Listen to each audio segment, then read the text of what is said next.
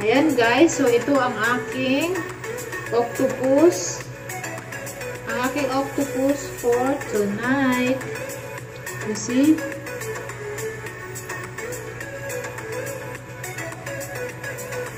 Ayan.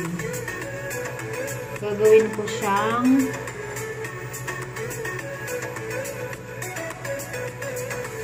adobong octopus. Ayan, so fresh. Medyo mahal lang yung kilo. Pero carry na. Ayan. Look at that. Look at that. Ayan.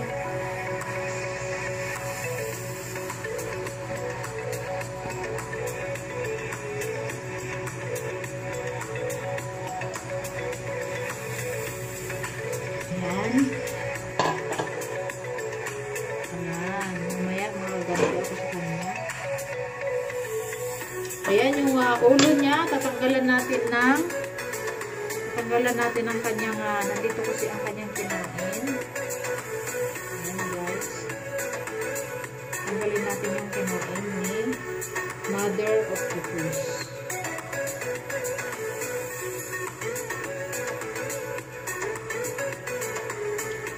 Ayan, ito yung kinain niya. So, ay tanggalin ko.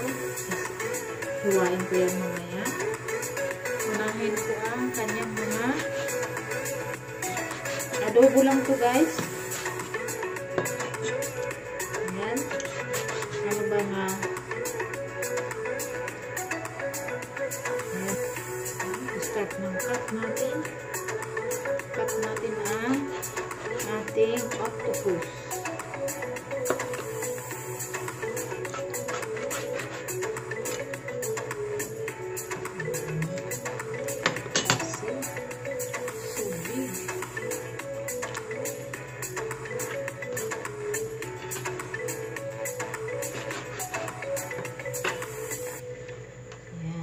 Kain ba kayo nito guys?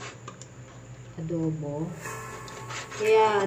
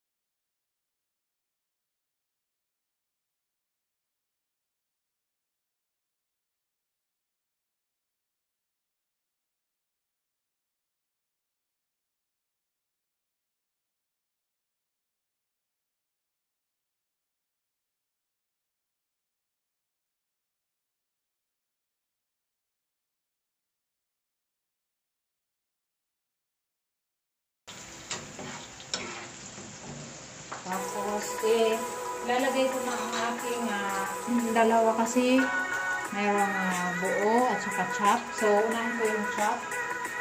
pork chop. Mamaya na yung buo.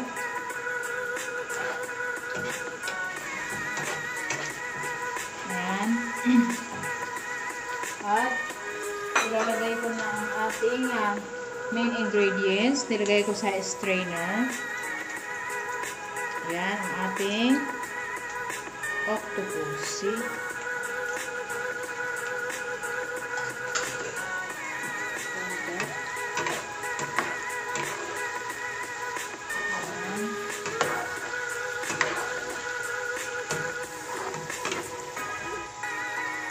Para ano siya, ilalagay ko na ang aking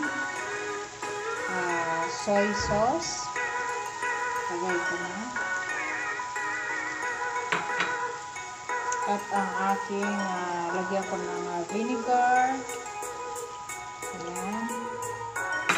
At ilalagay ko na rin ang aking buong green chili. Okay, tapos ilagay natin na simmer muna natin mga ilang minutes to absorb. Still boiling. Lagay natin ang seasoning for your choice nyo. Optional lang.